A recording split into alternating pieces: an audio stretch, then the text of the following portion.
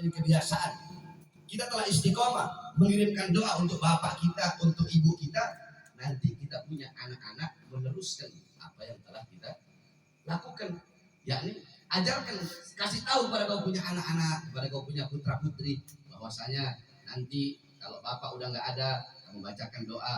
Ingat, kamu punya Injil, kamu punya Jidah, kamu punya Habib, kamu punya Hababah, kamu punya kakek namanya ini, kamu punya nenek namanya ini. Sehingga anak-anak kita hafal siapa nama kakeknya, siapa nama neneknya, baik dari pihak abahnya atau dari pihak uminya, sehingga anak-anak kita tersebut dia akan meneruskan apa-apa yang telah kita lakukan.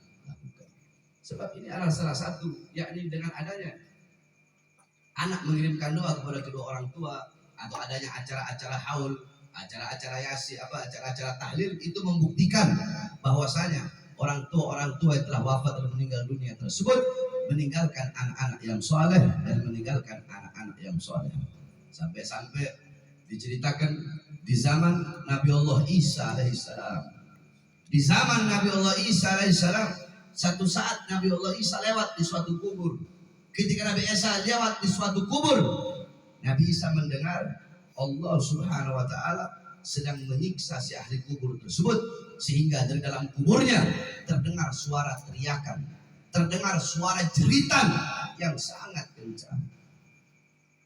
Nabi Isa lewat. Nabi Isa sudah lewat, pulang lagi, lewat dari tempat itu, sudah tidak ada jeritan, sudah tidak ada teriakan. Nabi Isa nanya, wahai ahli kubur, tadi aku lewat di sini, engkau sedang menjerit, engkau sedang berteriak.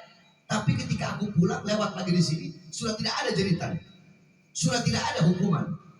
Akhirnya datang malaikat dan berkata, wahai Nabi Isa, ini penghuni kubur adalah orang fasik, orang yang suka berbuat dosa, ahli maksiat, makanya diazab dan disiksa oleh Allah Subhanahu wa Ta'ala.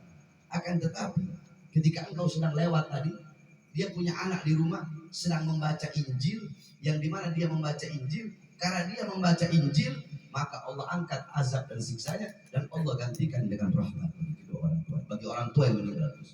Itu anak membaca Injil, orang tuanya dalam kubur diangkat azab dan siksanya. Maka bagaimana kalau anak-anak kita mengirimkan ayat-ayat Al-Quran yang dihadiahkan untuk kita? Tapi jangan ente ngarep, nanti saya kalau punya anak saya bakal kirim doa setiap habis sholat. Nanti saya kalau punya anak saya bakal bacain Yasin buat saya. Nanti saya kalau punya anak, kalau dia sedekah, kalau dia infak, nanti dia niatkan pahalanya untuk saya. Nanti saya kalau punya anak saya bakal bacakan Quran, bakal bacakan tahlil, tahmid, tasbih, takbir, tamjid, sholawat untuk saya. Jangan ngarep pengen punya anak yang soleh dan soleh seperti itu, kalau semasa hidupnya ente tidak pernah mendidik anak-anak ente dengan pendidikan Al-Quran, tidak pernah mendidik anak-anak ente dengan pendidikan baginda Nabi besar Muhammad. Mumpung kita masih hidup, didik anak-anak kita, yakni adibu auladakum, adibuhumul Quran, didik mereka, didik engkau punya anak-anak dengan membaca Al-Quran, agar kita punya tabungan. Walaupun kita sudah wafat, nanti anak-anak kita bisa mengirimkan doa agar kita nggak berebutan seperti orang-orang terlantar yang keluarga yang ditinggalkan masih hidup di dunia, tidak pernah mengirimkan doa untuk anak-anaknya. Maka kita doakan tadi yang sudah dibacakan Fatihah, mudah-mudahan Allah Subhanahu wa Ta'ala luaskan kuburnya, Allah Subhanahu wa Ta'ala jadikan kuburnya taman daripada taman surganya Allah Subhanahu wa Ta'ala. Sebab dalam kubur kita sendiri sunyi, sepi, nggak ada orang tua nemenin anak dalam kubur, nggak ada anak nemenin orang tua dalam kubur, nggak ada suami nemenin istri dalam kubur.